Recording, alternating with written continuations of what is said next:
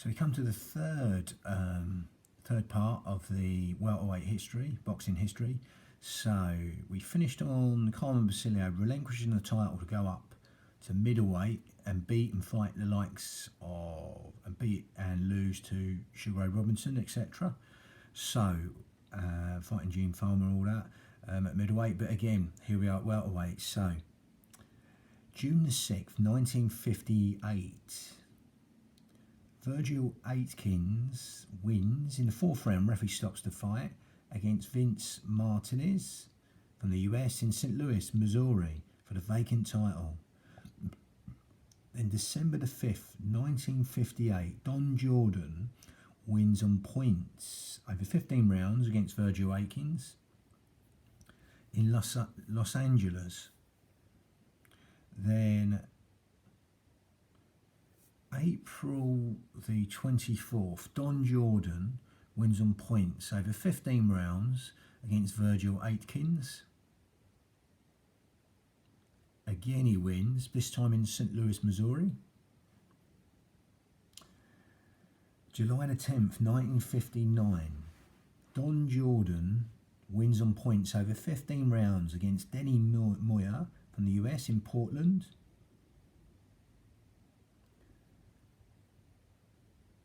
May 27th, 1960, Benny Kid Perret from Cuba wins on points over 12 rounds against Don Jordan in Las Vegas, Nevada. Then December the 10th, 1960, Benny Kid Perret wins on points over 15 rounds against Federico Thompson from Panama in New York. Then April the 1st, 1961, M.L. Griffiths wins referees by KO. So M.L. Griffiths wins by KO, obviously. From the Virgin Islands, M.L. Griffiths wins by KO in the 13th round against Benny Kid Perret in Miami, Florida. And again, one of these was a fatal match for Benny Kid Perret, God bless his soul. That's coming up. So,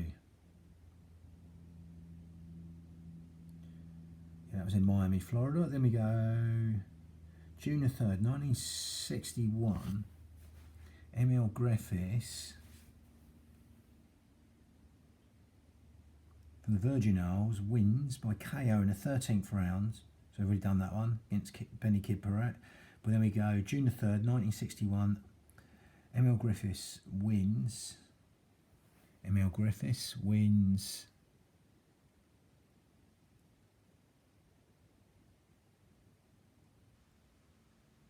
against Gaspar Ortega from Mexico in Los Angeles.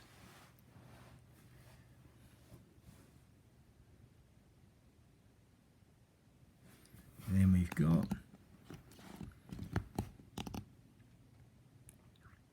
September the 30th, 1961. Benny Kid Perret wins on points this time against M.L. Griffith over 15 rounds in New York.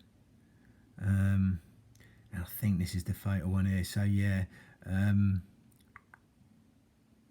this is the third rubber match. So yeah, it's March 24th, 1962. M.L. Griffiths wins in the 12th round against Benny Kid Perret. Referee stopping the fight in New York.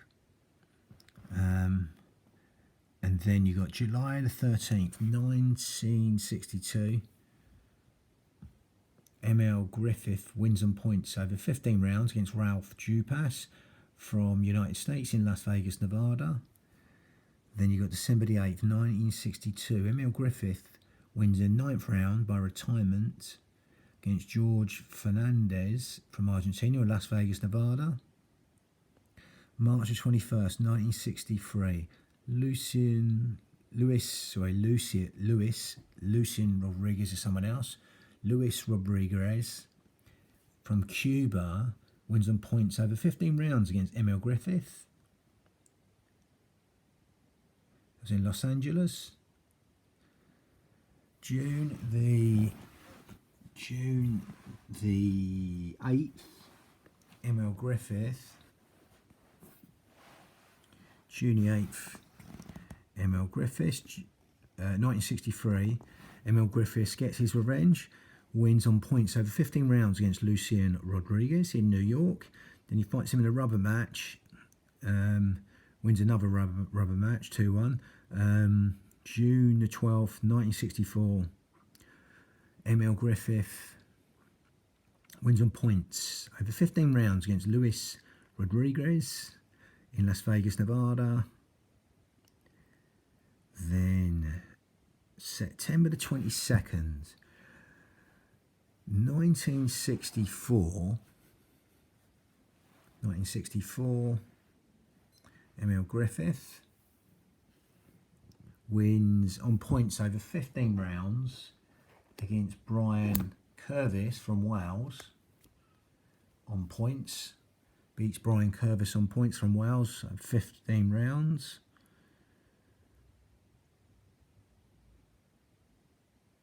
In London, England.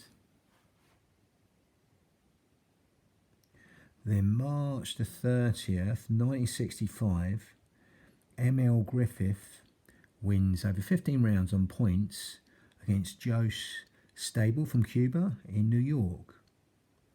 In December the 10th, 1965, Emil Griffith wins over 15 rounds on points against Manny Gonzalez from the US in New York. In April 1966, Griffith relinquishes the title on winning the middleweight championship. Now, August the 24th, 1966, Curtis Coates wins over 15 rounds on points against Manny Gonzalez in New Orleans for the vacant WBA title. Now, November the 28th, 1966, Curtis Coates wins on points over 15 rounds against Jean Josselin from France in Dallas, Texas for the undisputed title. Then May the 19th, 1967, Curtis Coates wins in the 10th round, referee stops the fight, against Francois Pavela from France. On December the 2nd, 1997, Curtis Coates wins in the 8th round, referee stops the fight against Charlie Shipes from the US in Oakland. And then we got April the 16th, 1968, Curtis Coates wins in the 5th round, referee stops the fight against Willie Luddick from South Africa in Dallas, Texas. Then we got October the 21st, 1968, Curtis Coates wins on points against Ramon La Cruz from Argentina. And again, that was October the 21st, 1968, and that was in New Orleans. So from there, I'm going to change this around a bit. So from here, I'm going to go up to Jose Napoles, who beats Curtis Coates. Jose Napoles, he beats Curtis Coates there. So, Napoles, Mantequilla, smooth as butter. So we got April the 18th, 1969, Jose Napoles from Cuba wins in the 13th round, referee stops the fight in Inglewood, California. On June 29th, 1969, Jose Napoles wins in the 10th round by retirement against Curtis Coates in Mexico City, Mexico. In October the 17th, 1969, Jose Napoles wins in the 15th round. Jose Napoles wins over 15 rounds on points against Emil Griffith in Inglewood, California. Then June the 15th, 1970, Jose Napoles wins in the 15th round. Referee stopped the fight against Ernie Lopez from the US in Los Angeles, California. December the 3rd, 1970, Billy Backus wins in the 4th round. Referee stops the fight against Jose Napoles in Syracuse. Then June the 4th, 1971, Jose Napoles from Cuba wins in the 8th round. Referee stops the fight against Billy Backus. That was in Inglewood, California. Then we got December the 14th, 1971.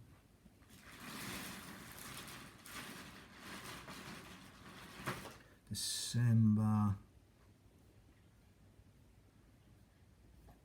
the 14th, 1971, Jose Napoles wins on points over 15 rounds against Hedgemon Lewis from the US in Inglewood, California.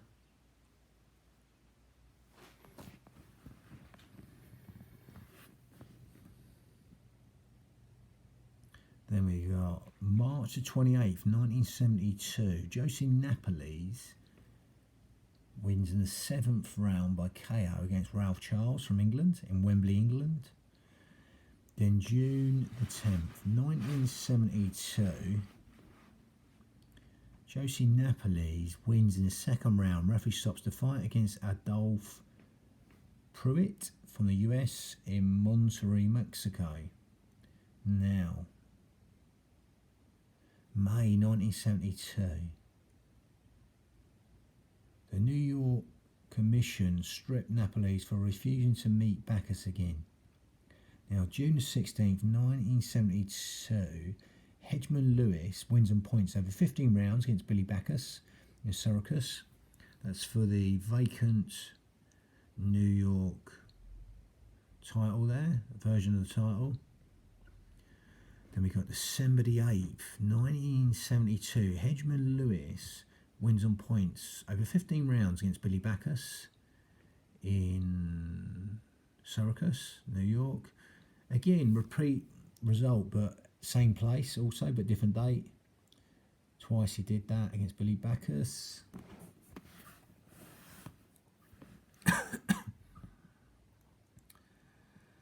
February the 28th, 1973. Jose Napoles wins in the 7th round against Ernie Lopez by KO in Inglewood, California. Then June the 23rd, 1973, Jose Napoles wins on points over 15 rounds against Roger Mallett from France in Grenoble, France. Then September the 22nd, 1973, Jose Napoles wins on points over 15 rounds against Clyde Gray from Canada. That was in Toronto, Canada. In August the 3rd, 1974, Jose Napoles wins in the 9th round against Hedgemon Lewis, a referee stopping the fight in Mexico City, Mexico. That was for the undisputed title there. Lovely. Then we got December the 14th, 1974. Jose Napoles wins by KO against Horacio Saldano from Argentina in Mexico City, Mexico. Then we've got March the 30th, 1975. Jose Napoles wins on a technical decision over 12 rounds against Armando Muniz from the US in Acapulco, Mexico. Then we got May the 14th, 1975. Jose Napoles announces he will relinquish the WBA title to concentrate on defending the WBC version. So, from here, the WBC version is July the 12th, 1975. Jose Napoles wins on points over 15 rounds against Armando Muniz. On points over 15 rounds He beats Muniz in Mexico City, Mexico. Oh, then this is maybe one of the biggest shocks next to, well, getting it this way, Hunnigan v Curry, for a British fighter abroad. One of them definitely is, well, maybe second I'd probably put it, but again, that's just me. So December the 6th, 1975, John H. Stracey from England wins. Referee stops the fight in the 6th round against Jose Napoles in Mexico City, Mexico. Saying that Kid Berg had a good win as well abroad for the title. But again, I digress. 20th of March 1976, John H. Stracey wins in the 10th round. Referee stops the fight against Hedgeman Lewis in Wembley, England. Then June the 22nd, 1976, Carlos Palomino from the US wins in the 12th round. Referee stops the fight in the 12th round. John H. Stracey, I remember it was Body Shots, Wembley, England.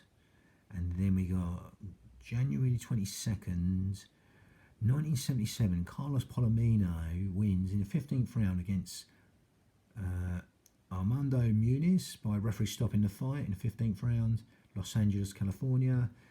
June the 14th, 1977, Carlos Palomino wins by KO in the 11th round against Dave Bourgoin from England, in Wembley, England. September the 13th, 1977, Carlos Palomino wins on points over 15 rounds against Everaldo Costa Azevedo from Brazil in Los Angeles, California.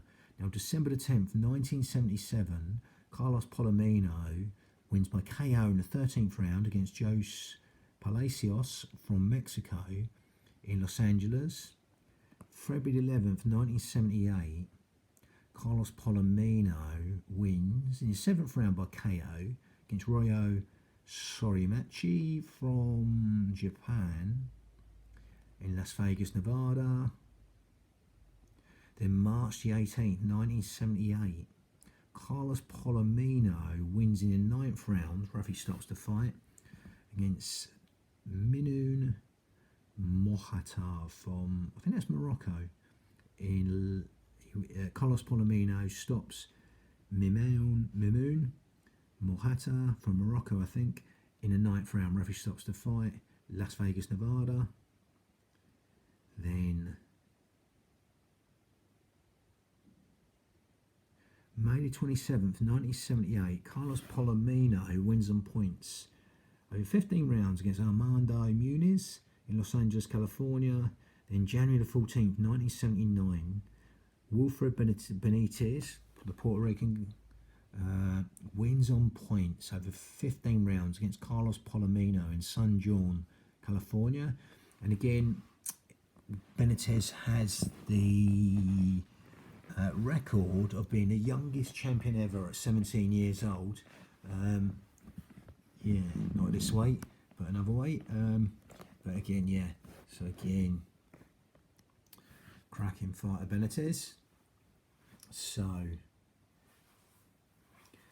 March the 25th, 1979, Wilfred Benitez wins on points over 15 rounds against Harold Weston from the US in San Juan, California. Yeah, then November 30th, 1979, I've watched this many times as a kid. Sugar Ray Leonard from the US, from Maryland in USA. The gold medalist in 1976 in Montreal. Wins in the 15th round. Referee stopping the fight in the 15th round against Wilfred Benitez in a right onslaught, clacking fight in Las Vegas, Nevada.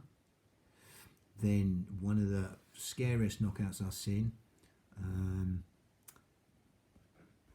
was on May the 31st, 1980. Sugar Ray Leonard wins by KO in the 4th round against David Green in Landover, the US. Then Duran comes up after winning the title a couple of weights lower at lightweight, still having a record, 12 defences. Again, does not much at light welter, but moves up straight to welter and beats Leonard. So June 20th, 1980, Roberto Duran from Panama wins on points over 15 rounds against Sugar Ray Leonard. Cracking fight. So cracking fight, one of the best fights I've seen. In Montreal, Canada. Cracking fight that.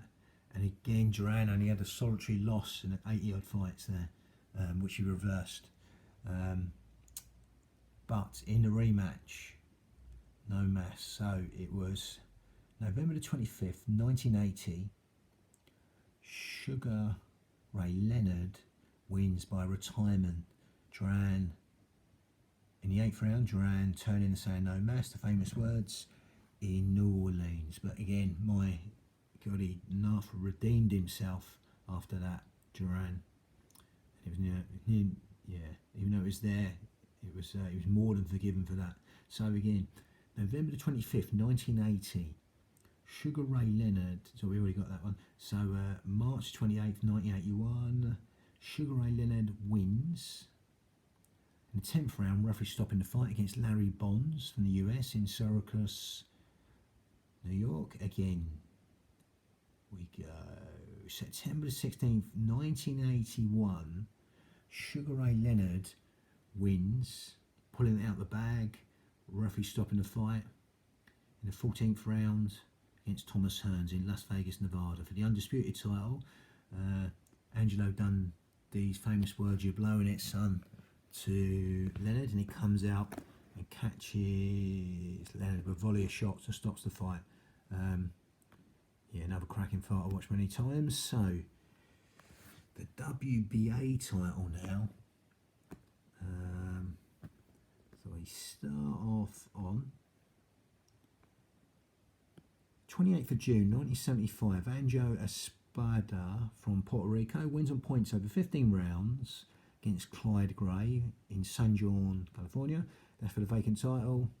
And then October 11th, 1975, Angelo Espada wins on points over 15 rounds against Johnny Gant from the US in San Juan. Then the finish on this one. So, July the 17th, 1976, Jose Pipino Cubas from Mexico wins, a right banger, wins in the 2nd round. Referee stops the fight against Angel Espada in Mexicali, Mexico. And that's the end of the 3rd one. Bang.